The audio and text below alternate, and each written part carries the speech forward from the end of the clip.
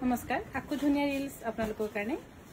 এজু হৈছে এখন হৈছে খুব ধুনিয়া পিওৰ ননি সিঙ্গল চাদৰ আৰু সৰু সৰুকৈ হালিকা পাৰি বুলি যেটো কোৱা হয় এটো টানা আছে খুবেই ধুনিয়া আৰু এখন পিওৰ ননি সিঙ্গল চাদৰ আপোনালোকে ল'ব পাৰিব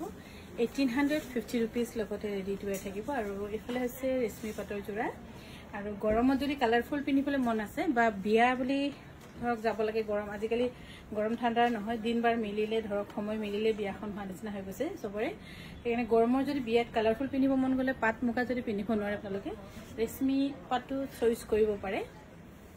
আৰু খুবেই ধুনিয়া আৰু পিন্ধিবলৈ একদম বহুত বেছি কমফৰ্টেবল আৰু এফালে হৈছে মেখলাখন ইয়াৰ দাম হ'ব 10100 रुपीस আৰু ব্লাউজটো হৈছে ৰেডত 10100 টকাত আপোনালোকে ৰেডি টু ৱেৰ ল'ব পাৰিব আৰু আমাৰ ধেমাজি পিপনিৰ পৰা যোৱা যেকোনো কাপোৰে ৰেডি টু ৱেৰ থাকিব আৰু পিওৰ টছত এইটো খুব ধুনিয়া জোৰা খুবেই ধুনিয়া এই জোৰা ইয়াৰ কালাৰ কম্বিনেশ্যন আপোনালোকে চাব পাৰে আৰু এই জোৰা আপোনালোকে ল'ব পাৰিব 6700 रुपीसত ৰেডি টু ৱেৰ থাকিব 6700 টকা ব্লাউজত সৰু এটা পটি আছে ধুনিয়াকৈ 6700 টকাত ল'ব পাৰিব এজোৰ হৈছে ব্লু ফুল দি কৰা খুব ধুনিয়া